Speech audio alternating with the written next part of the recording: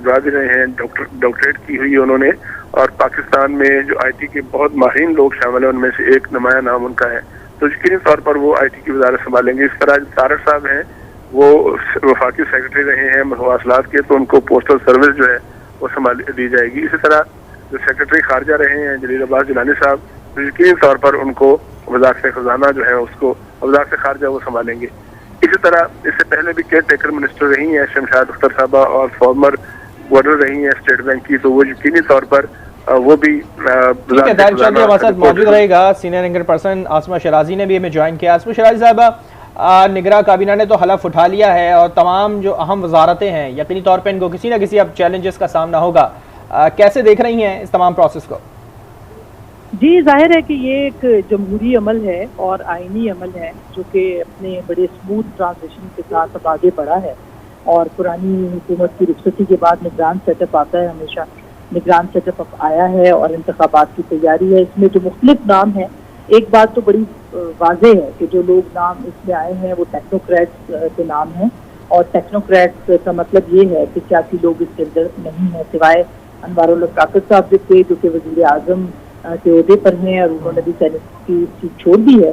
तो इसका मतलब ये कि इंतखाबात से अपने वक्त पर या कम अज़ कम थोड़े से ऊपर के साथ जो है वो इम्कानात बढ़ गए हैं कि इंतखाबात अपने टाइम पर होंगे। डॉक्टर शमशाद अख्तर साहिबा का जाहिर है कि एक अपना एक किरदार रहा है, हमेशा एक इकोनॉमिस्ट के तौर पर, एक माशी माहिर के तौर पर बहुत पॉजिटिव उनका रोल रहा है। वाहिद ये खातून रुकने काबीना है इस वक्त, और इसी के साथ साथ जलील अब्बास जिलानी साहब सेक्रेटरी भी रहे हैं काजा के, और मुख्तलिफ ममालिक के अंदर जो है वो इन्होंने सर्व किया है पाकिस्तान के एम्बेसडर के तौर पर, खास करके अमेरिका के साथ। अमेरिका में काफी अर्से तक जो है ये पाकिस्तान में बहुत अच्छे इनके मुरासिल भी रहे हैं अमेरिका के साथ और इसके साथ साथ चाइना के साथ भी। तो देखा जाए तो ये बड़ी एक मोतबर और बड़ी एक तजुर्बाकार टेक्नोक्रेट्स की टीम है। इसी तरह उमर सैफ को आप देख लें, इसी तरह इरफान असलम साहब जो कि अभी बने हैं, शायद इनको इम्कान है कि वज़ीर कानून का चार्ज जो है वो दिया जाएगा, और वज़ीर वज़ारत कानून का इसलिए कि शायद अभी अटर्नी के साथ भी ये अटैच रहे हैं और काम करते रहे हैं, और काफ़ी फॉरेन ग्रेजुएट भी हैं। इसी तरह से अगर आप देखें मुख्तलिफ, जमाल शाह साहब वज़ीर सकाफत हैं, मुर्तज़ा असलम साहब सीनियर सहाफ़ी तजियाकार रहे हैं, और उनका भी एक बड़ा प्रो वर्कर हैं, अपनी उनकी एक सोच रही है हमेशा से। तो मेरा ख्याल है कि बहुत अच्छी मतवाज़न बैलेंस किस्म की ये काबीना बनी है। अलबत्ता अब इनका काम जो है वो सिर्फ और सिर्फ ये होना चाहिए कि वक्त पर इंतखाबात हों, कोई भी आईनी जो रुकावट है आइन के मुताबिक हो, और कोई रुकावट जो है इसके अंदर ना आने दी जाए। देखिए, निगरान काबीना का ज्यादा किरदार यही होता है कि वो अपना अपना काम सिर्फ डे टू डे जो काम है वो करे, और जो उनका राह हमवार करें स्मूथ इलेक्शन के लिए। बाकी तो इलेक्शन कमीशन को अपना काम करना होता है, लेकिन डे टू डे काम के लिए ये काबीना जो टेक्नोक्रेट की टीम है, खास करके गौर एजाज साहब भी इसके अंदर है, इसके अंदर डॉक्टर मोहम्मद अली, दूसरे मोहम्मद अली हैं, नॉट जिनका नाम आ रहा था कि वो वज़ीर इत्तलात के तौर पर होंगे, वो भी इसके अंदर है। अनीक अहमद साहब अगेन टेलीविजन के नाम के हवाले से एक बड़ा नाम है और मजहबी स्कॉलर भी हैं, वो भी इस काबीना का हिस्सा है। तो मुतवाज़न और बहुत अच्छी टेक्नोक्रेट की टीम बन गई है, लेकिन वही बात है कि प्राइम रिस्पॉन्सिबिलिटी यही होगी कि इंतखाबात के लिए जो है वो अपना किरदार अदा करें, वक्त पे होने के लिए, और अपने डे टू डे काम करें। इंतखाबात तो ज़ाहिर है इलेक्शन कमीशन ने करवाने हैं। बिल्कुल बिल्कुल आसमा, यही तो तमाम तर सूरत हाल है। उसको मद्देनजर रखते हुए अगर बात की जाए तो जो हमारा प्राइम इशू है वो है इंतखाबात, और निगरान सेटअप ज़ाहिर है अब तश्कील आहिस्ता आहिस्ता तमाम तर बराहिल जो है वो मुकम्मल होते जा रहे हैं, और आज जो है वो हल्फ भी उठा दिया गया है। लेकिन आपने जो बात की कि टेक्नोक्रेट्स की जो बात है, यानी टेक्नोक्रेट्स सियासी लोग नहीं हैं, और दीगर अगर हम बात करें पाकिस्तान के चैलेंजेस की तो वो बहुत ज़्यादा हैं। आप क्या समझते हैं कि जो इंतखाबात का प्रोसेस है ये हतमी बराहिल में पहुँच पाएगा या ये फ्रूटफुल हो पाएगा? देखिए, मेरा ख्याल है कि ये तो पहुंचना ही चाहिए, इसमें तो कोई दो राय है ही नहीं कि इंतखाबात आइन के मुताबिक ना हो। मेरा ख्याल ये सबसे बड़ा चैलेंज ही ये होगा काकड़ गवर्नमेंट के लिए भी और इसके साथ उनकी काबीना के लिए भी, कि ये ऐसे मामलात को सामने रखें, इस तरह से चलाएं कि इंतखाबात जो हैं वो आइन के मुताबिक 90 दिन के अंदर हो। और जैसा कि हमने सूबाई असम्बलियों के इंतखाबात में सुप्रीम कोर्ट का एक फैसला देखा था जिसमें कि बेरिस मिनिमम टाइम की बात की गई थी कि मुख्तसर टाइम आगे कर लिया जाए उसको। तो मेरा ख्याल है आज बहुत कल एक इम्पॉर्टेंट मीटिंग हुई है चीफ जस्टिस साहब की और चीफ इलेक्शन कमिश्नर साहब की। दोनों की जो मुलाकात थी उसके अंदर यकीनी तौर पर इस मामले को डिस्कस किया गया होगा, क्योंकि एक पिटीशन भी आ चुकी है नई मरदमशुमारी के हवाले से कि इसके मुताबिक काबीना जो थी वो मुकम्मल CCI मुकम्मल नहीं थी और वो इसके ऊपर जो है उनका फैसला जो है उसको ख़त्म किया जाए। तो इस एतबार से ये काफ़ी अहम बात है। लेकिन जितना इलेक्शन कमीशन आज़ाद और इंडिपेंडेंट होता है, तो इलेक्शन कमीशन चेक रखता है असल में काबीना के ऊपर भी और हुकूमत के ऊपर भी कि कहीं पे कोई हुकूमत या काबीना अपने इख्तियारात से, निगरान जो काबीना है वो अपने इख्तियारात इस्तेमाल तो नहीं कर रही कि जिससे आज़ाद इंतखाबात के लिए जो है वो कदम हो। आपने हाल ही में खैबर पख्तूनख्वा के अंदर देखा है तो जहाँ पे खैबर पख्तूनख्वा में मामला खराब हुए और उसके बाद आपने देखा कि वहाँ पे तमाम काबीना जो है वो उसको बरतरफ कर दिया गया और ये इलेक्शन कमीशन के मुताबिक हुआ है। सो मेरा ख्याल है कि ये सबसे बड़ी जो प्राइम रिस्पॉन्सिबिलिटी है वो इंतखाबात, और इससे आगे आइन की कोई शिक नहीं है कि आप आम इंतखाबात को जो है वो आगे ले जाए। पहले तो दो जो असम्बलियाँ टूटी थी उनके टाइमिंग के ऊपर और उनके वक्त पर होने के हवाले से वो मामला थे, लेकिन अब जो है वो नई मरदमशुमारी का जाते जाते इस हुकूमत ने फैसला किया जिसके ऊपर बहुत तनकीद हो रही है साबका हुकूमत पे कि उन्होंने आखिरी वक्त पर ऐसा फैसला करके मामला को उलझा दिया है। तो ये वो चीज़ है जिसकी वजह से शायद डिले या ताखीर सबब बन सकती है, लेकिन अदरवाइज आइन में कोई गुंजाइश नहीं है कि 90 दिनों से आगे इंतखाबात जाए। ठीक है आसमा, जिस तरह से भी यही हम जिक्र कर रहे हैं और इससे आज ही के दिन में अगर बात करूं तो चीफ इलेक्शन कमिश्नर ने भी इजलास तलब किया और उसमें भी इसी बात को डिस्कस किया गया कि जल्द से जल्द हो तो ज़्यादा अच्छा है, मगर जो नई हल्काबंदी है अगर उसके तहत अगर देखा जाए तो तकरीबन 6 से 8 माह मज़ीद डिले हो सकता है।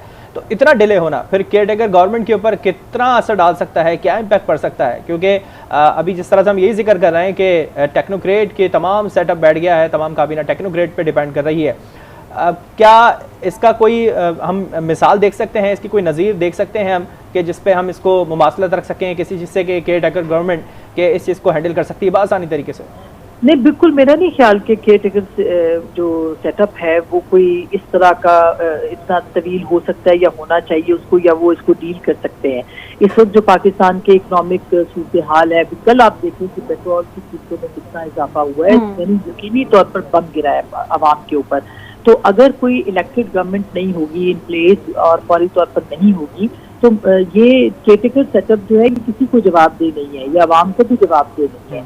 तो और इसके साथ साथ जो बड़े फैसले लेने होते हैं, बहुत सारे बीच में ऐसे फैसले हैं, ठीक है आपने एक काउंसिल बना दी जो कि डील करेगी सरमायाकारी को, लेकिन ये सिर्फ इनफ नहीं होता, इसकी बहुत सारी कॉन्स्टिट्यूशनल रिक्वायरमेंट्स भी होती है। तो मुझे लगता है ऐसे ही है, इम्कान इस बात का है कि ये सारी चीज़ें सोच के ही जो है वो काबीना तस्वीर हुई है और इंतखाबात जो है वो अपने वक्त मुकर्ररा पर हो सकते हैं या थोड़ा टाइम आगे जा सकते हैं। इसकी मजीद मिलती है हमें मोहतरमा की शहादत के बाद जो है वो इंतखाबात थोड़ा आगे बढ़ाए गए थे, लेकिन बहुत तवील अरसे के लिए कोई भी सेटअप नहीं रह सकता, इसकी आइन में कोई गुंजाइश नहीं है। अच्छा आसमा, जैसे कि आप कह रही हैं जाहिर है आइन में कोई गुंजाइश नहीं है और यही सबसे वाज़ेह तौर पर जो चीज़ है जो कि इम्प्लीमेंट है कि आइन में गुंजाइश नहीं है, 90 दिन के अंदर निगरान सेटअप ने इंतखाबात कराने हैं।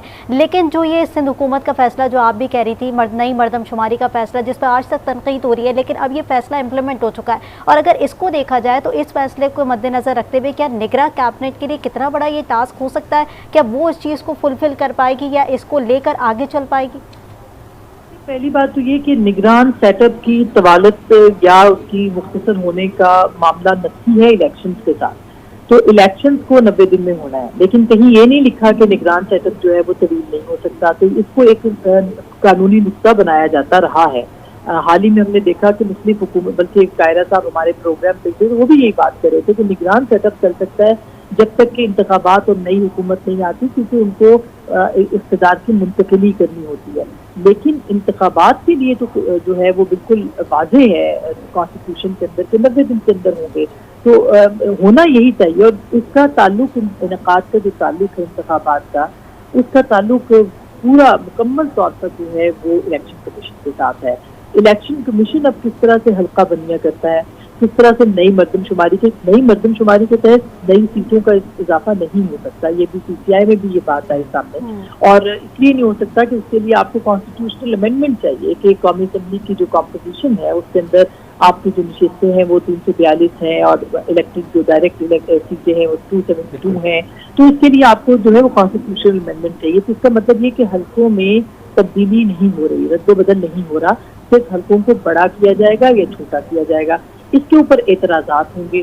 अब जब इसके ऊपर एतराज़ात होंगे तो इसके लिए इलेक्शन कमीशन कितना वक्त लेता है, ये कॉम्प्लिकेटेड काम होता है। बिल्कुल, ये कॉम्प्लिकेटेड काम, हम इसी चीज़ पे यही डिस्कस कर रहे हैं। आसिफ शराजी हमारे साथ मौजूद रहेगा। मुनीज़ जहांगीर ने भी हमें ज्वाइन किया है। मुनीज़, हम क्या देख रहे हैं, इलेक्शन कमीशन का वाज़ेह तौर पे काम है कि नई हल्काबंदियों पे होता है तो कितना टाइम लग सकता है, पुरानी हल्काबंदियों पे तो 3 महीने के अंदर हो सकता है। हम क्या देख रहे हैं, आप क्या देख रही हैं कि वक्त के अंदर होते हुए दिखाई देंगे या केयरटेकर गवर्नमेंट के लिए थोड़ा सा परेशानी का बायस बन सकता है डिले?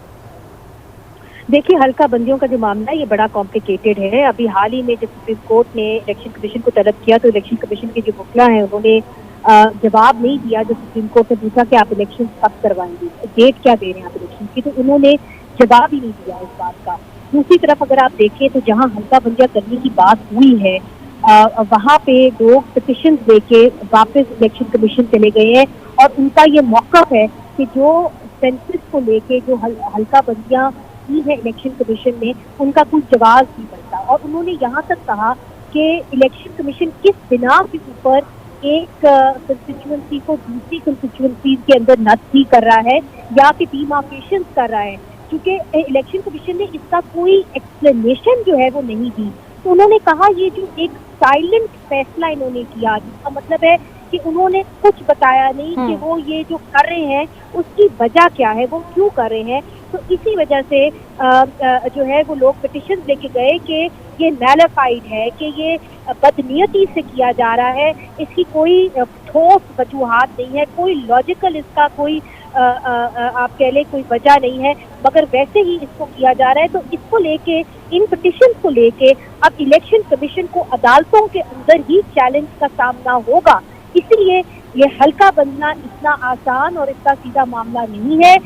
एक तो हल्का बंदियों में वक्त लगेगा, फिर जो सेंसस का रिजल्ट आया है 2023 के अंदर, उसके ऊपर बहुत सारी सियासी जमातों को भी इतराज है। और दूसरी तरफ आप अगर खैबर पख्तूनख्वा की तरफ देखें तो ये हल्का बंदियां, ये सेंसस तब हुआ जब इंटरनली डिस्प्लेस्ड पीपल वहाँ पे जब झड़पें हो रही थी तो गांव के गांव जो थे वो छोड़ के चले गए थे और इंटरनली डिस्प्लेस हो गए थे, तब ये सेंसस हुआ। तो वो कहते हैं कि कहीं हमारा शुमार नहीं है सेंसस के अंदर, हम तो है ही नहीं सेंसस के अंदर। इसी तरह अगर आप बलोचिस्तान के तरफ जाएं तो वहाँ पे जो सियासतदान काउंसिल ऑफ कॉमन इंटरेस्ट में थे, उन्होंने कहा कि जो हमें नंबर दिखाया गया था वो कुछ और था, मगर जब सेंसस की नोटिफिकेशन हुई तो उसके अंदर कई लाखों के अंदर जो बलोचिस्तान की तादाद है वो कम कर दी गई।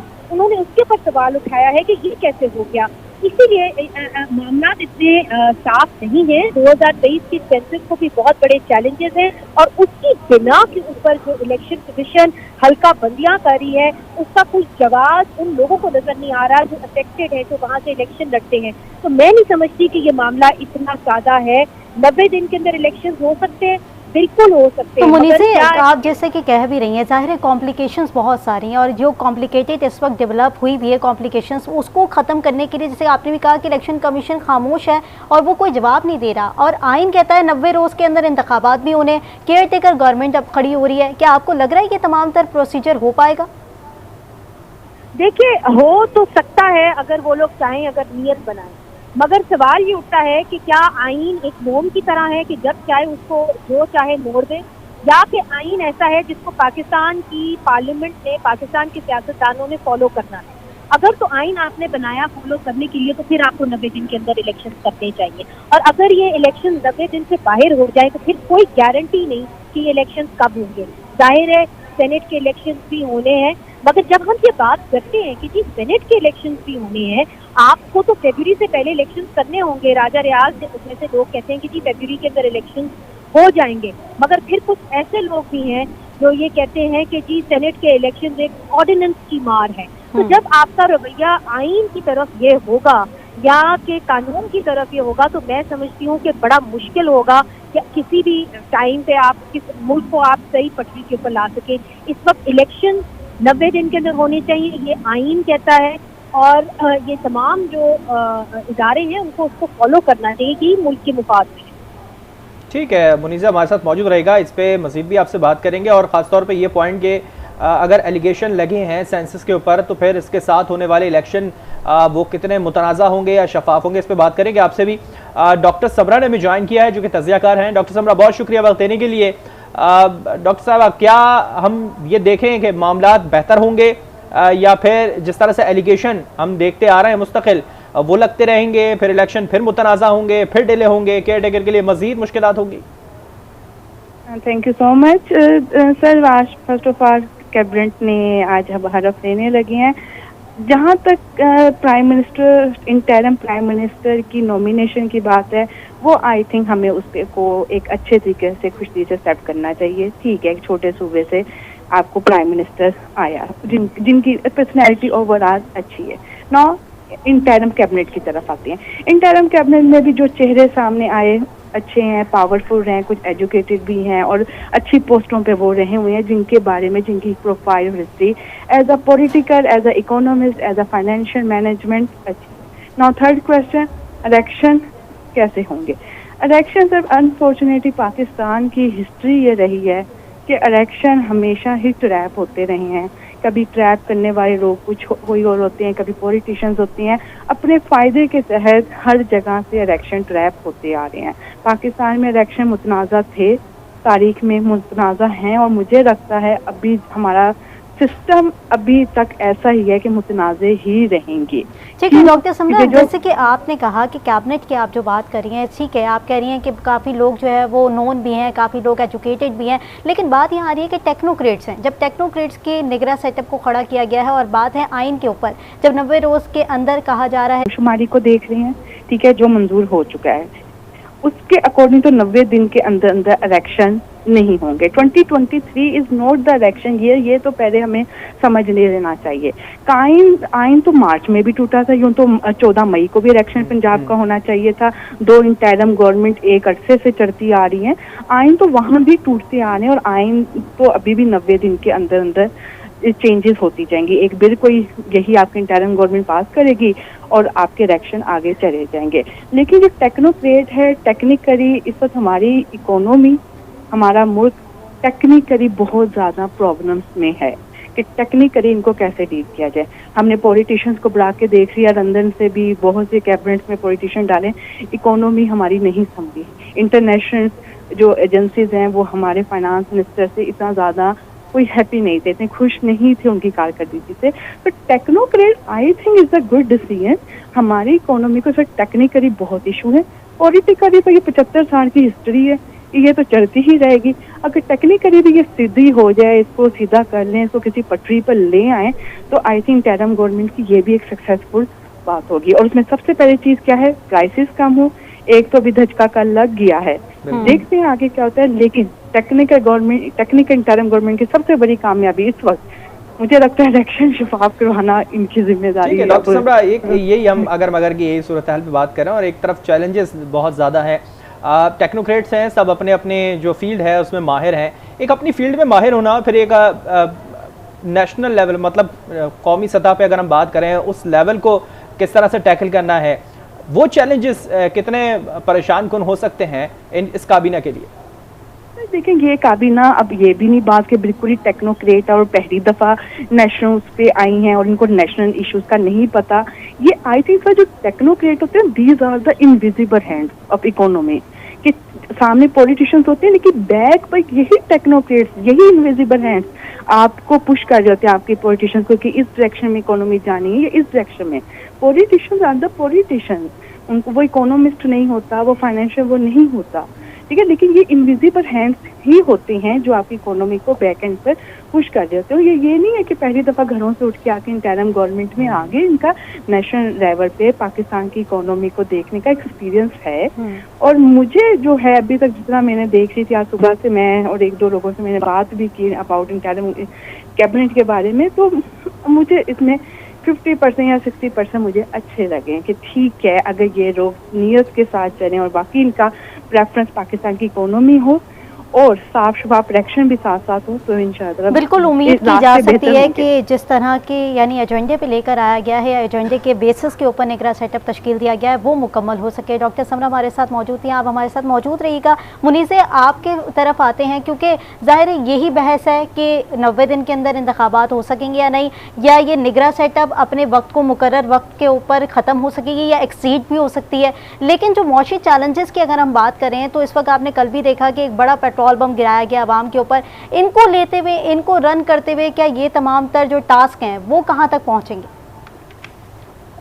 देखिए, एक चीज मैं जरूर यहाँ पे कहना चाहूंगी, क्योंकि आपकी जो दूसरी मेहमान है उन्होंने ये कहा कि जो आइन है वो तब भी टूटा था जब सूबों के अंदर इलेक्शन नहीं हुए थे। उस वक्त मामला कुछ मुख्तलिफ था, इसलिए मुख्तलिफ था कि वहाँ पे तमाम सियासी जमातों ने मिलकर ये फैसला किया था कि इलेक्शन एक ही वक्त के ऊपर होने चाहिए, क्योंकि उसका डोमिनो इफेक्ट होता है। अगर एक पार्टी जीत जाती है एक सूबा तो फिर बड़ा मुश्किल हो जाता है दूसरी पार्टी का जो या बाकी सूबों के अंदर इलेक्शन कराना और जनरल इलेक्शन कराना, क्योंकि उसके अंदर जो फ्री एंड फेयर का कॉन्सेप्ट है वो खत्म हो जाता है और लेवल प्लेइंग फील्ड का जो कॉन्सेप्ट है वो खत्म हो जाता है। तो वो बड़ा मुख्तलिफ एक इशू था और उसके अंदर एक जनरल पॉलिटिकल कंसेंसस था। एक तो ये बात। दूसरी बात ये है कि कौन सा मुल्क है जिसने अपनी इकोनॉमी को ठीक किया है विदाउट पॉलिटिकल स्टेबिलिटी। मुझे एक मुल्क का नाम बता दें जहाँ पे पॉलिटिकल इंस्टेबिलिटी है और वहाँ पे आपकी इकोनॉमी ठीक हो। कोई ऐसा मुल्क नहीं है, और कोई ऐसा मुल्क नहीं है जो जमहूरियत को ख़त्म कर देता है, आमरीत को ले आता है या एक टेक्नोक्रेट सेटअप को ले आता है और अपनी इकोनॉमी ठीक करता है। ऐसा एग्जाम्पल दुनिया में है ही नहीं। तीसरी बात मैं आपको ये ज़रूर कहना चाहूँगी कि पैसों को बोरो करने के लिए कोई अपने मुल्क का निज़ाम नहीं बदलता। ये कहाँ होता है कि अगर आपने पैसे बोरो करने तो आपका जो सिस्टम है चल रहा है, आप उसको उठा के फेंक दें और पैसे बोरो करने के लिए आप कोई और सिस्टम ले आए। और तीसरी मतलब जो अहम बात है वो तो ये है कि जो IMF है वो तो ऐसी हुकूमत के साथ निगोशिएट ही करने को तैयार नहीं है जिसकी सस्टेनेबिलिटी नहीं है। जब आप केयर टेकर सेटअप लेके आते हैं तो किसको क्या पता वो कब तक के लिए आया है। या तो आप सीधा मार्शल लॉ लगा दें, वो एक और बात है, मगर अगर आप केयर टेकर सेटअप लेके आए हैं तो IMF आप 3 बिलियन के ऊपर कब तक चलेंगे, मुल्क को चलाएंगे? आपने आगे जाके और भी तो बोरो करना है। तो IMF आपके साथ मुआहदा क्यों करेगा अगर आप कुछ महीनों के लिए आए और उसके बाद आपने अल्लाह हाफिज हो जाना है। तो बात यह है कि पहले मुल्क को पॉलिटिकल स्टेबिलिटी की जरूरत है। हमारे मामले सिर्फ माशी मामला तो नहीं है। आपने देखा नहीं जड़ावाला के अंदर क्या हुआ। अगर सियासतदान होते हैं तो वो मामला को हल करना उनको आता है और ये शर्त है। आप किसी भी बड़े इकोनॉमिस्ट से पूछ लें, ये शर्त होती है एक अच्छी इकोनॉमी की कि पॉलिटिकल स्टेबिलिटी हो। जब तक पॉलिटिकल स्टेबिलिटी नहीं होगी कैसे यहाँ पे माशी तरक्की आ सकती है? ये नामुमकिन सी बात है। इसीलिए पाकिस्तान को अपनी सिमत दुरुस्त करने की पहले जरूरत है और माशी जो बदहाली है वो तभी खत्म होगी जब यहाँ पे इस्तेकाम आएगा, सियासी इस्तेकाम आएगा। ठीक है मुनीज़े, हम यही मैं आपसे थोड़ी देर पहले यही सवाल इससे मुताल्लिक करने वाला था। एक तरफ तो हम ये बात करेंगे इलेक्शन की, एक तो सेंसस हमने कहा है कि मुतनाज़ा हो गए, बहुत ज़्यादा इल्ज़ामात इस पे लगे कि मुतनाज़ा हैं। फिर इसके तहत होने वाले इलेक्शन वो कितने शफाफ तस्वुर किए जा सकते हैं या उस पर कितना इल्ज़ाम लग सकता है, वो कितने मुतनाज़ा हो सकते हैं। एक तो ये, दूसरी तरफ ये कि मौजूदा सूरत हाल हमारी ऐसी है कि मईशत कहाँ पर खड़ी है, हम किस लेवल पे खड़े हैं, फिर अपने अंदरूनी मामलात, फिर बैरूनी मामलात किस तरह से हैं, क्या टैकल करने हैं, उसको कैसे हैंडल कर सकते हैं और हैंडल कितने हो पाएंगे इस पूरे प्रोसेस के अंदर, इस केयरटेकर प्रोसेस के अंदर, आप क्या समझती हैं? देखिए, जो हमारे अंदरूनी मामलात हैं, खासतौर पे जो सियासी मामलात हैं, वो जाहिर है टेक्नोक्रेट तो आके सेटल नहीं करेंगे। ये तो जाहिर है सियासतदान इकट्ठे मिलके बैठेंगे, साथ जोड़ेंगे तो फिर ही मामलात जो हैं वो हल की तरफ जाएंगे। हमने ये भी देख लिया है कि जब आप नंबर 1 को माइनस कर देते हैं और नंबर 2 के साथ मुल्क को चलाने की कोशिश करते हैं, चाहे वो पाकिस्तान पीपल्स पार्टी हो, चाहे वो NQM हो, चाहे वो PMLN हो, चाहे वो PTI हो, तो वो मैंडेट होता ही नहीं नंबर 2 के पास, नंबर 1 के पास होता है। और इसीलिए वो बोल्ड फैसले नहीं कर सकते जिसके अंदर अवाम का फायदा हो। वो फिर वही फैसले करते हैं और उन्हीं को फेवर करते हैं जो उनको लेके आए। इसलिए जो अक्लमंदी है वो इसी में है कि आप इलेक्टेड जो भी फैसला करें, अवाम जो भी फैसला करें, आप उसको एक्सेप्ट करें। चाहे आपकी कोई पोलिटिकल सियासी पार्टी आपको पसंद हो या ना पसंद हो, आप उसको एक्सेप्ट करें और उसी के तहत आप मुल्क को आगे लेके जाएं। पाकिस्तान के अंदर बहुत एक्सपेरिमेंट हुए हैं, मगर अब ये जो मुल्क है ये स्टेबिलिटी मांगता है, और ये स्टेबिलिटी तभी आएगी जब आप इलेक्शन की तरफ जाएं और वो मैंडेट आप एक्सेप्ट करें जो लोगों ने आपको दिया। बिल्कुल, वो मैंडेट एक्सेप्ट करें जो कि आवाम आपको देगी, और यही जो है एजेंडा है, और यही इसी बेसिस के ऊपर निगरान सेटअप भी तश्कील दिया गया है कि वो साफ और शफाफ इंतखाबात करा सके। ब्यूरो चीफ इस्लामाबाद तारिक चौधरी हमारे साथ मौजूद है। तारिक चौधरी, टेक्नोक्रेट की जो कैबिनेट इस वक्त तश्कील दी गई है और उसी के ऊपर तमाम तरह मामलात का एक बोझ है जो कि उन्होंने हल करना है, वो बोझ को लेकर चलना है, और सबसे बड़ा जो उनका टास्क है वो है इंतखाबात। आप क्या समझते हैं कि वो इंतखाबात तक तमाम तर जो सूरत हाल को मद्देनज़र रखते हुए भी उसके साथ साफ और शफाफ इंतखाबात के जो मराहिल है उसको तय कर सकेंगे?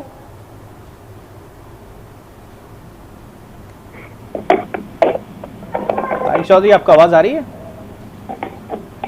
तारिक चौधरी से रब्ता करेंगे और उस पर बात करेंगे, और साथ साथ नोटिफिकेशन के हवाले से भी बात करेंगे कि नोटिफिकेशन कहाँ तक पहुँचा है। डॉक्टर समरा हमारे साथ मौजूद। डॉक्टर साहब, यही सिचुएशन के हम बात कर रहे थे अभी, जिस तरह से हमने अपनी सीनियर एंकर्स पर्सन सवाल यही किया, और यही चीज़ आपसे पूछना चाहूँगा कि एक तरफ तो ये कि शफाफ इंतखाबात या मुतराज़ा इंतखाबात, दो हमारे सामने ये दो मराहिल खड़े हुए हैं, हम किस तरफ जाते हुए दिखाई देंगे। दूसरी जानिब अगर हम शफाफ की तरफ गए तो स्टेबिलिटी तो यकीनी तौर पे आ जाएगी, और अगर मुतनाज़ा हुए तो फिर पॉलिटिकल स्टेबिलिटी तो कहीं भी नहीं रहेगी। साथ साथ हम ये देख रहे हैं कि जिस मौजूदा मुआशी सूरत हाल है और अंदरूनी और बैरूनी जो ताल्लुकात हमारे जिस तरह से चल रहे हैं, अगर आने वाली हुकूमत इसको टैकल करेगी तो ये जो दौरानिया होगा केयर टेकर का, इस वक्त इसको कौन हैंडल करेगा और कैसे हैंडल होगा ये?